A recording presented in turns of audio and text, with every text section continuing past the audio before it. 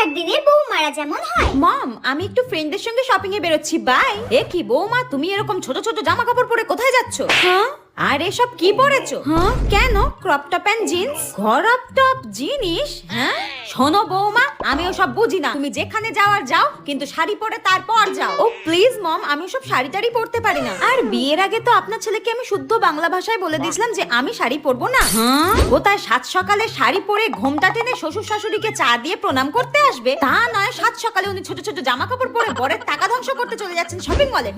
যাই হোক, আমার লেট হয়ে যাচ্ছে, বাই। আরে আরে, চললে কোথায়? রান্না বান্নার কি হবে? রান্নার কি হবে সেটা আমি কি করে জানবো? আপনি করে নিন, নইলে কোনো কাজের লোক রেখে দিন। আমি তো আগেই বলে দিয়েছিলাম আমি সব রান্না বান্না করতে পারবো না, আমার স্কিন খারাপ হয়ে যাবে।